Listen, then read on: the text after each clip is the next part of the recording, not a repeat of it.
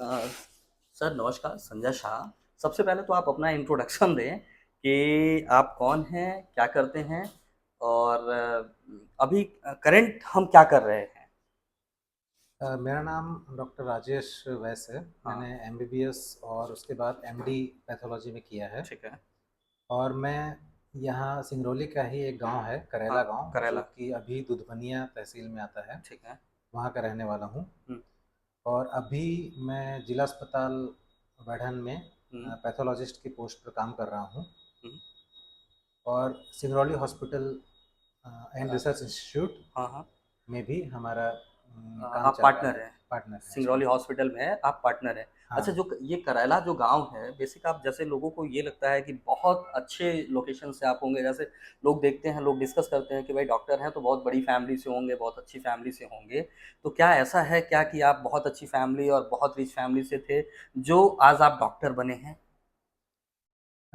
ऐसा देखने से प्रतीत होता है, क्योंकि लोग हमें जो देखते हैं, जो आज हम हैं वो देखते हैं। हाँ, हाँ, आज से 30 साल पहले या 35 साल पहले क्या था, हाँ, वो उसको अनुमान नहीं लगा सकते हैं। हाँ।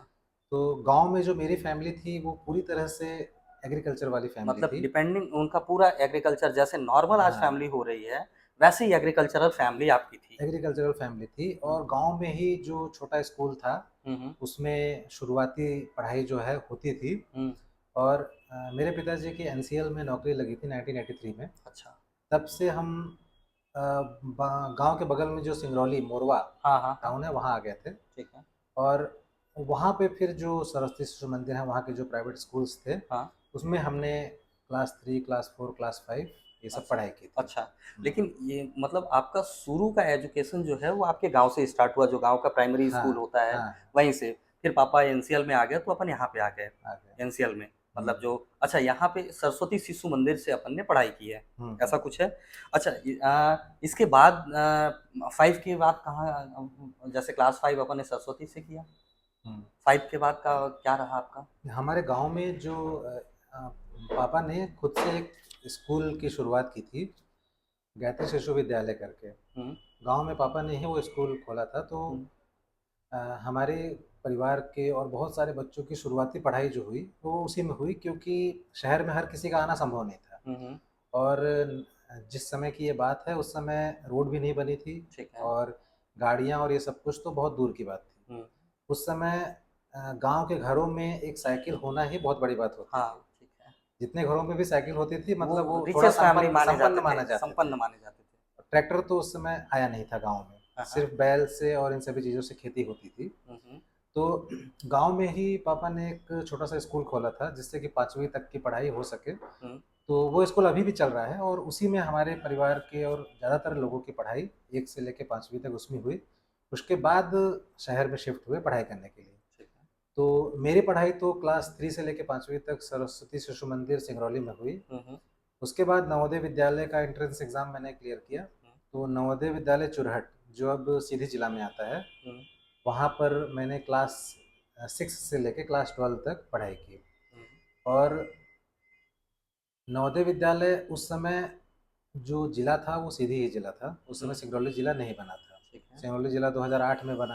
ठीक है। तो उस समय हम बस से जाते थे, और बसें और सड़कें सब उस समय काफ़ी ख़राब हालत में थी। और यहाँ से सीधी जाने में लगभग 6 घंटे का समय लगता था, क्योंकि प्राइवेट बस से हम जाते थे। ठीक है। नवोदय विद्यालय से आपने पढ़ाई की, तो नवोदय विद्यालय में कैसा माहौल था? वहाँ कैसे पढ़ाई की आपने? किस टाइप का माहौल होता था? वो थोड़ा-सा आप लोगों को बताएँ, जिससे अब जो आज के पेरेंट्स हैं अपने बच्चों को प्रेरित करें कि नवोदय में भेजने के लिए या किसी अच्छे एजुकेशन इंस्टीट्यूट में भेजने के लिए। उस समय पर अपने सिंगरौली ज़िले में नवोदय विद्यालय बहुत ही अच्छे स्कूलों में आता था। हुँ, हुँ, क्योंकि कुछ अच्छे स्कूल बढ़न क्षेत्र में थे, DPS DAV. Otherwise central government के द्वारा स्टार्ट किया हुआ जो नवोदय विद्यालय था, हुँ, हुँ, अच्छी एजुकेशन के लिए माना जाता था। ठीक है, तो नवोदय विद्यालय में पढ़ाई के साथ ही साथ बच्चों को इंडिपेंडेंट कैसे रहना है, ठीक है। सबसे ज़्यादा इसकी ट्रेनिंग होती है। हाँ, आपको सुबह खुद से उठना है, खुद ठीक से है, तैयार होना है, ठीक है, खुद से अपने कपड़े धुलने हैं, सारा काम खुद से करना है, तैयार होके खुद से स्कूल जाना है। ठीक है। तो आज मैं जो भी कुछ हूँ, और जो भी मेरे मेरा कैरेक्टर है, और जो भी मैं मेरा डेवलप हुआ है सब कुछ लाइफ में, उसमें नवोदय विद्यालय का बहुत बड़ा रोल है। क्योंकि हम अपने घरों में ज़्यादातर बच्चों को पूरी तरह से अपने ऊपर डिपेंड कर लेते हैं। हाँ, मतलब उनका हाँ, सारा काम हम खुद से करते हाँ, हैं। हाँ, मतलब हुँ। उनका अगर बुक्स लेना हुआ तो हम जाते हाँ, हैं, कॉपी हाँ। लेनी हुई तो हम जाते हैं, कुछ अगर ऐसा बाहर घुमाने लेके जाना हुआ तो हम आज देख रहे हैं कि 10th में बच्चा पढ़ रहा है लेकिन मम्मी-पापा के साथ वो घूमने जा रहा है, तो हाँ, हम उनको इंडिपेंडेंट नहीं बना रहे हैं। नहीं बना रहे हैं। तो नवोदय विद्यालय में बच्चों को इंडिपेंडेंट पढ़ाई के साथ-साथ कैसे इंडिपेंडेंटली जीना है जीना और है। कैसे अपने बारे में सोचना है, ठीक है। और वहाँ पे सभी जाति, धर्म, संप्रदाय के लोग एक साथ रहते थे। तो किसी भी तरह का कोई भी भेदभाव या जो सामाजिक प्रॉब्लम्स होती है वो वहाँ पे नहीं थी। और वो एक कम्युनिटी की तरह था जहाँ पर बच्चों को एक बड़ी कम्युनिटी में सभी के साथ मिल-जुल कर कैसे रहना है, छोटे-छोटे चीज़ों में एक-दूसरे का सहयोग कैसे करना है, अपनी प्रॉब्लम्स को कैसे सॉल्व करना है, ये सारी चीज़ें बहुत ही एफ़िशिएंटली बच्चे सीखते थे। तो इस नवोदय विद्यालय का काफ़ी बड़ा रोल रहा है ज़िंदगी आपकी में। लाइफ में। हुँ, अच्छा, हम लोग अब डिस्कस करेंगे सर थोड़ा-सा कि कब अपनी प्लानिंग हुई कि भई मेरे को डॉक्टर बनना है। जैसे 12th के बाद जनरली 10th में आजकल के बच्चे तो हुँ। थोड़े-से स्ट्रॉन्ग हो रहे हैं, थोड़ा उनको पता चल रहा है कि भाई करियर के बारे में कुछ आपके पास तो कोई गाइडेंस नहीं था कि कैसे अपन क्या आगे करें। तो कब अपन ने प्लान किया या कब हमारा ये हुआ कि भई मेरे को एमबीबीएस करना है या डॉक्टर बनना है? अपने मोरवा में एक छोटा-सा हॉस्पिटल है एनसीएल का, हाँ, हाँ। कोल इंडिया का, ठीक सेंट्रल है, हॉस्पिटल। ठीक है, तो मैं जब बीमार होता था या मेरे घर में कोई भी बीमार होता था तो हम लोग उस हॉस्पिटल में जाते ठीक है। थे। एनसीएल की तरफ से वहाँ हमें ट्रीटमेंट मिलता था। तो वहाँ पर जब भी मैं नर्सिंग स्टाफ से मिलता था और डॉक्टर्स से मिलता था तो मुझे अच्छा लगता था। हुँ, हुँ। मुझे लगता था कि नहीं, इनका काम काफ़ी अच्छा है, और वो जिस तरह से बात करते थे हमें इंस्पायर करते थे। और हॉस्पिटल में जो चीज़ें मिलती थी, जो भी बोर्ड लगे होते थे, मैं उसको बहुत ध्यान से पढ़ता था। हुँ, हर चीज़ पे ध्यान देता था। तो मेरे मन में 5 या 6th क्लास से एक इच्छा थी कि नहीं, मुझे डॉक्टर बनना है, हाँ, और वो इच्छा अंदर ही अंदर बनी हुई थी। और जब हम क्लास 9th में पहुँचे तो जो हमारे सीनियर्स एमबीबीएस में सेलेक्ट होते थे वो आते थे। हमसे बात करते थे, बताते थे। तो उन्होंने 9th या 10th में हमें थोड़ा-सा गाइड किया ठीक है। कि ये एग्ज़ाम होते हैं, इस तरह से एग्ज़ाम देना होता है।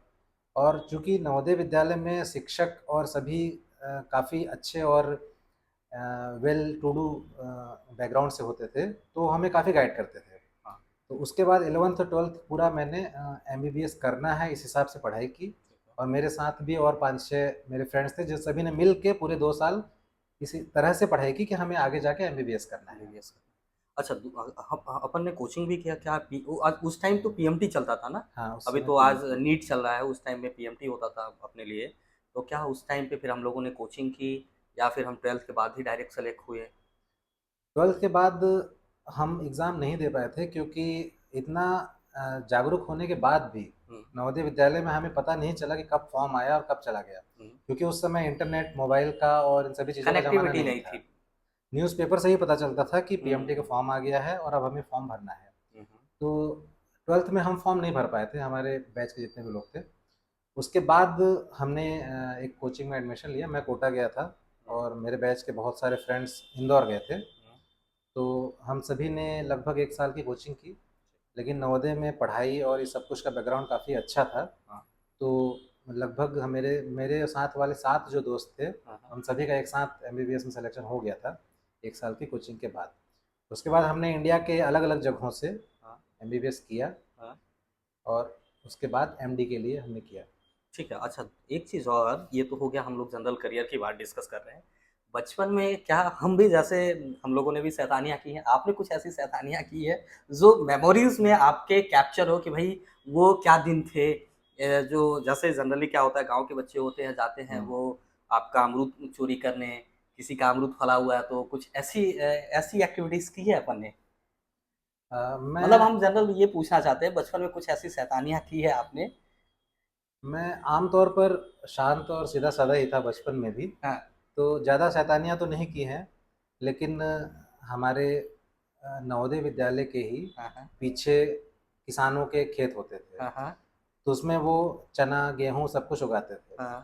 तो हम रात में जाते थे और रात में चना उखाड़ते थे और आग लगा के अच्छा चने को, जो एक होरहा हम बोलते हो रहा हैं, हाँ, हाँ, समझ तो गए। चने को भून के हम चना खाते थे रात में 9-10 बजे। मतलब लेकिन आग देख के फिर किसानों को पता चल जाता था, हाँ, तो वो दौड़ते हुए आते थे और हम लोग फिर भाग के कैंपस के अंदर आ कैंपस में जाते आप थे। मतलब ये तो छोटी-मोटी शैतानियाँ हाँ, की हैं आपने भी। हुँ। चलिए जनरली हम लोग ये तो आपके करियर के बारे में डिस्कस कर किए। अभी हम लोग थोड़ा-सा डिस्कस करें स्टूडेंट्स के लिए जो नए स्टूडेंट्स हैं, जो अभी नए बच्चे हैं 10th में हैं, 12th में हैं या 11th में जा रहे हैं, 9th में जा रहे हैं, उनके लिए आपका सुझाव क्या होगा? कि भई वो अपने जीवन में कैसे आगे बढ़ें, वो कैसे करियर चूज़ करें? ये थोड़ा-सा हम लोग को डिस्कस करना चाहिए। सबसे पहली बात है कि बच्चों के अंदर जो समझ है, हाँ, वो कब पैदा हो रही है। ठीक है। और अगर 10th 11th क्लास तक बच्चों के अंदर इतनी समझ पैदा होनी चाहिए कि डॉक्टर क्या होता है, ठीक है। इंजीनियर क्या होता है, हाँ, अकाउंटेंट क्या होता है, क्लर्क क्या होता है, सीए क्या होता है? सीए क्या होता है। तो ये जो जानकारी है, ज़्यादातर कोशिश होनी चाहिए हमारे एजुकेशन सिस्टम का पार्ट हो। हाँ, स्कूल में करियर काउंसलिंग अच्छी होनी चाहिए, हाँ। कौन-कौन से ऑप्शंस होते हैं। तो जो अभी 10th 11th में बच्चे हैं, हुँ, उनके लिए सुझाव ये है कि आप हर चीज़ को समझिए, हुँ। भेड़-चाल में मत चलिए। हाँ, सारे लोग अभी डॉक्टर बन रहे हैं, तो डॉक्टर बनने के लिए हम भी पीएमटी का एग्ज़ाम देते हैं और डॉक्टर बन जाते हैं। हाँ, क्योंकि कोई भी प्रोफ़ेशन अच्छा हो या बुरा हो, हर प्रोफ़ेशन हर इंसान के लिए नहीं होता है। ठीक है। तो आपके लिए कौन-सा प्रोफ़ेशन सही है, ये तभी पता चलेगा जब आप बहुत सारे प्रोफ़ेशन को अंदर तक समझेंगे। किस प्रोफ़ेशन में क्या काम होता है। और 11th और 12th जो बैचेस होते हैं, क्लास होती है, वो इसीलिए होती है। आप हर चीज़ को समझो। सबसे पहले तो आपको जिस ब्रांच में इंटरेस्ट है, वो लो। हुँ, ये सोच के कभी भी वो सब्जेक्ट मत लो कि मुझे डॉक्टर बनना है इसलिए मैं बायोलॉजी ले रहा हूँ। हुँ, आपको बायोलॉजी अच्छा लगता है तो आप बायोलॉजी लो। डॉक्टर ही नहीं, बहुत सारे करियर हैं जो बायोलॉजी के बाद आते हैं। और अगर आपको मैथ अच्छा लगता है, फिज़िक्स अच्छा लगता है तो आप मैथ और फिज़िक्स लो। हुँ, उसके बाद फिर आप देखो कि आपको जो सब्जेक्ट अच्छा लगता था वो आपने ले लिया है। अब इसके बाद क्या-क्या है जो कि आप इसके बाद कर सकते हो, उसके बारे में समझो। और आप देखो कि आपको कौन-सा काम अच्छा लग रहा है, किसमें आपको इंटरेस्ट आ सकता है। ये कभी मत देखो कि एक इंसान इंजीनियर है तो वो इतना कमा रहा है तो मुझे इंजीनियरिंग करना चाहिए। एक इंसान सीए है, वो इतना कमा रहा है तो मुझे सीए करना चाहिए। हुँ, क्योंकि कोई भी फ़ील्ड हो, हुँ। कमाई हर फ़ील्ड में होती है। हाँ, हाँ, जॉब हो चाहे बिज़नेस हो, हर फ़ील्ड में होता है। हाँ। लेकिन आपका जिस चीज़ में मन लगता है, उसमें आप सफल होगे हुँ, लाइफ़ में। थोड़ा टाइम लगेगा, कम टाइम लगेगा, किसी को ज़्यादा टाइम लगता है, किसी को कम टाइम लगता है। लेकिन जिस चीज़ में आपका मन लगता है, उसमें आपको सफल होने से कोई नहीं रोक सकता है। हुँ, तो करियर के लिए सबसे पहले आपको देखना है कि किस सब्जेक्ट में आपको मन लगता है, उसको पढ़ो और जितना पढ़ सकते हो पढ़ो। स्कूल की किताबें कोई लिमिट नहीं होती है। हुँ, हुँ, स्कूल की किताब पढ़ो, उससे नई कोई किताब खरीद के पढ़ो, मैगज़ीन्स पढ़ो, हुँ, सब्जेक्ट को जितना पढ़ सकते हो पढ़ो। हुँ, हुँ, उसके बाद फिर आप देखो आपको किस काम में मन लग रहा है, हुँ, हुँ।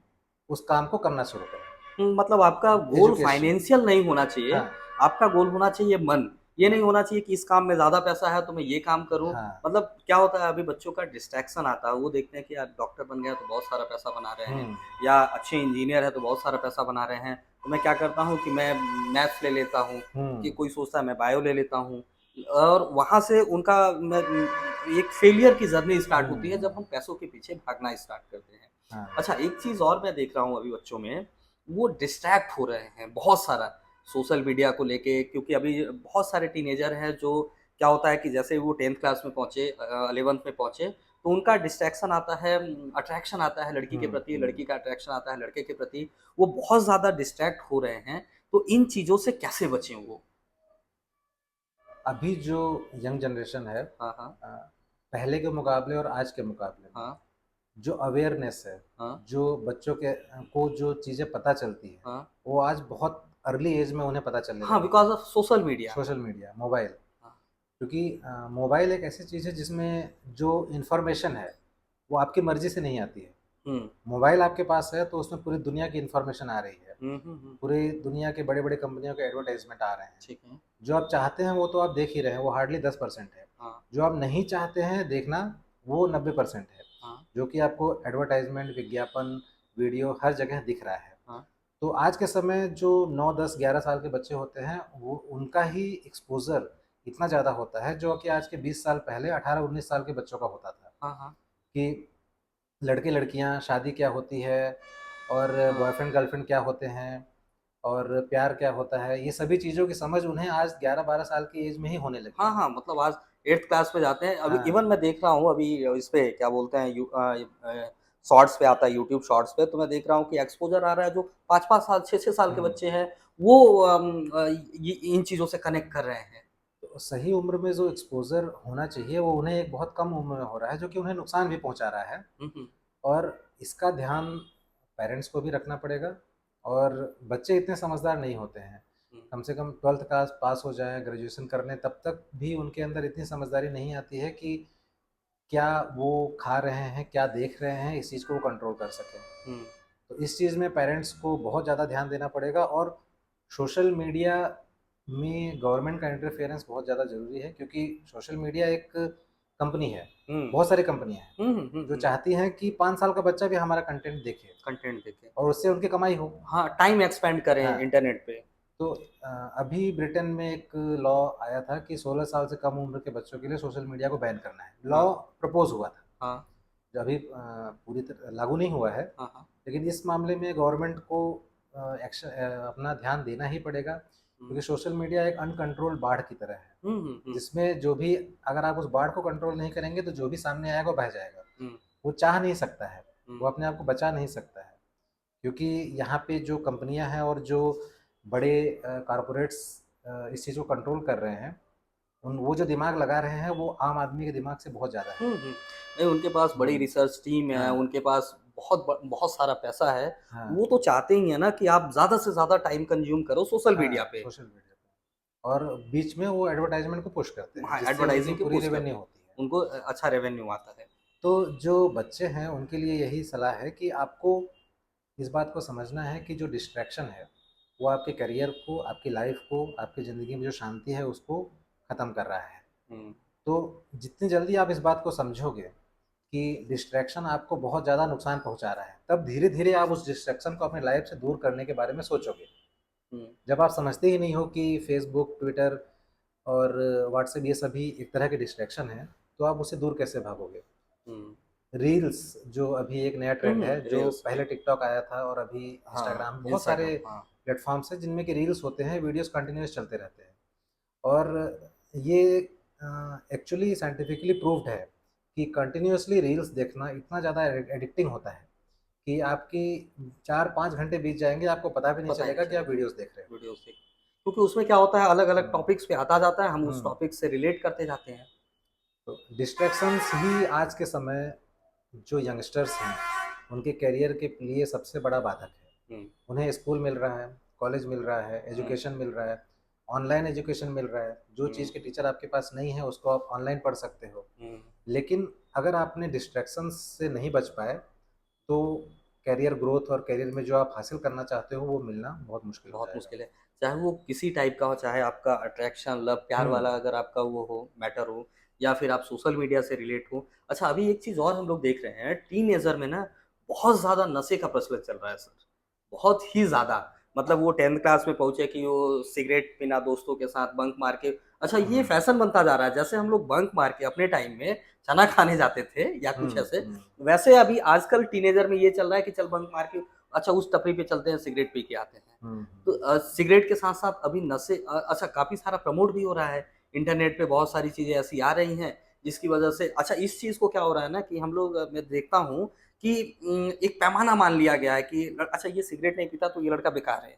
हुँ, हुँ, मतलब ऐसा उनके ग्रुप में, अगर ये बदतमीज़ी नहीं करता लड़कियों के साथ तो ये लड़का बेवकूफ़ है। हुँ, और ये स्टैंडर्ड बन गया है कि भई आप सिगरेट पी रहे हो तभी आप हमारे ग्रुप के लायक हो और अच्छे लायक हो।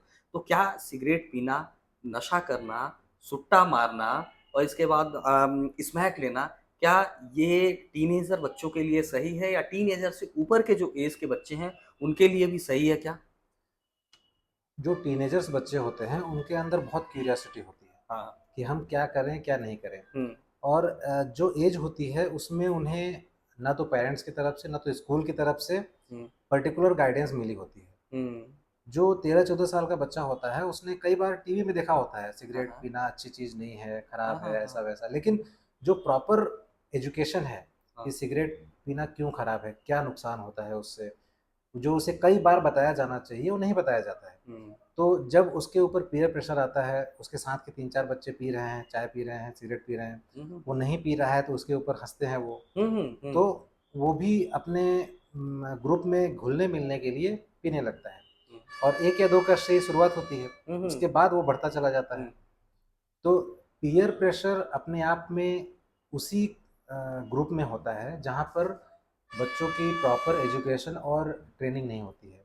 हुँ, या तो स्कूल उन्हें प्रॉपरली सिखाएँ, हर हुँ, चीज़ के बारे में बताएँ। हुँ, और ऐसा नहीं है, जब बच्चों को किसी चीज़ के बारे में बताया जाता है, तो उसको वो ट्राई करने से अवॉइड करते हैं, क्योंकि उनका मन इस बात को समझता है, ये चीज़ मुझे नुकसान पहुँचाएगी, घर वाले बताएँगे, स्कूल वाले बताएँगे, कि नहीं ये चीज़ नुकसान करती है, ये चीज़ तुम्हें नहीं लेना है, जो इस चीज़ को लेता है वो उसका हेल्थ खराब होता है, ये प्रॉब्लम होती है। तो ये जो एजुकेशन है, ये अभी लैकिंग है, नशे के मामले में। और बहुत सारे नशे के बारे में लोगों को पता ही नहीं है कि ये नशा होता भी है। हुँ, जबकि जो नशे हमारे सोसाइटी में कॉमन है, उसके बारे में पेरेंट्स को भी पता होना चाहिए, हुँ, स्कूल को भी पता होना चाहिए, और उसके बारे में प्रॉपर एजुकेशन स्कूल्स में भी होना चाहिए, घरों में भी होना चाहिए। किसी बच्चे को बता के आप उसको बिगाड़ नहीं रहे हो। किसी बच्चे को अगर बताओगे कि ये कोकेन होता है, हाँ, आज हमारे समाज में इधर-उधर बहुत सारे लोग इसको ले रहे हैं हुँ, और इससे उन्हें नशा होता है। हुँ, लेकिन ये बहुत बुरी चीज़ है, इससे ये नुकसान होता है, ये नुकसान होता है। तो ऐसा नहीं है कि उसे कोकेन के बारे में पता चल गया है तो कोकेन लेने लगेगा। हुँ, जितना ज़्यादा अवेयर और शिक्षित वो होगा, उतना ही वो उस चीज़ से दूर रहेगा। दूर रहेगा। और दूसरे लोग जो उसके फ्रेंड्स हैं, जो कि उसको लेने की तरफ जा रहे हैं, उन्हें वो समझाएगा, हुँ, उन्हें भी वो रोकेगा इस चीज़ के लिए। तो नशे से बचाने के लिए यही सबसे अधिक अच्छा तरीका है कि हमारे समाज को इस बात को समझना पड़ेगा कि जो भी प्रॉब्लम समाज में होती है, उससे कोई भी बचता नहीं है। अब हमारे बच्चे नशा नहीं कर रहे हैं, लेकिन जो बच्चे गलियों में या स्लम्स में नशा कर रहे हैं, हम अक्सर लोग ऐसा सोचते हैं कि वो हमारी प्रॉब्लम कैसे है? हमारे बच्चे तो ठीक हैं, वो तो हाँ, नशा नहीं कर रहे हैं। लेकिन जिस स्कूल में वो जा रहे हैं, उसी स्कूल में दूसरे बच्चे भी जा रहे हैं। हाँ, बहुत सारे बच्चे उनसे इन्फ्लुएंस होंगे और नशा करना शुरू हुँ, करेंगे। हुँ, हुँ, और हो सकता है नशा कभी ना करे, लेकिन जो नशा कर रहा है वो जब एक्सीडेंट करेगा तो उससे जो घायल होगा और जो मरेगा वो तो आम आदमी ही होगा। हुँ, हुँ, हुँ, तो जो भी प्रॉब्लम होती है समाज में, उसके ऊपर समाज के हर इंसान को ध्यान देना पड़ेगा, वरना वो ठीक नहीं होगी। हुँ, कोई भी ये नहीं बोल सकता कि ये प्रॉब्लम मेरे समाज में है, मेरे गांव में है, तो उससे मुझे क्या करना, मैं तो ठीक हूँ, मुझे तो कुछ नहीं हो रहा है। हुँ। अच्छा, दूसरा जैसे बच्चों के बारे में हम लोग डिस्कस कर रहे हैं, तो बच्चों को कैसे हम अवेयर करें कि वो गलत संगति से बचें, गलत चीज़ों से बाहर निकलें? हम्म, मतलब या पहले तो है कि बच्चा गलत संगति से बचे, हम्म। दूसरा है अगर कोई बच्चा गलत संगति में चला गया है, तो वो कैसे बाहर आए उस चीज़ों से?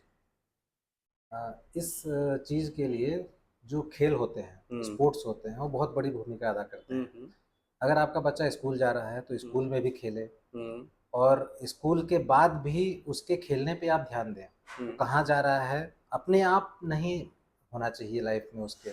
क्योंकि बच्चे जो छोटे होते हैं वो जनरली जो संगति होती है, जहाँ पर उन्हें मज़ा आता है, वहाँ चले जाते हैं। हुँ, लेकिन आप उनके खेल के लिए प्रोत्साहित करेंगे, एक सर्किल बनाएँगे, जाओ तुम यहाँ पे ये खेलो, आज हुँ, ये खेलो। तो जो संगति गलत बनती है वो ना बन के, उसका टाइम सही तरीके से यूटिलाइज़ होगा और उसके अच्छे दोस्त बनेंगे जो खेल-कूद में और पढ़ाई में अच्छे होते हैं। तो बच्चों को शाम को बिज़ी रखना बहुत ज़्यादा ज़रूरी है, हुँ, जिससे कि वो गलत संगति और अपने आप कहीं जो चले जाते हैं, वो ना हो उनके साथ। हुँ।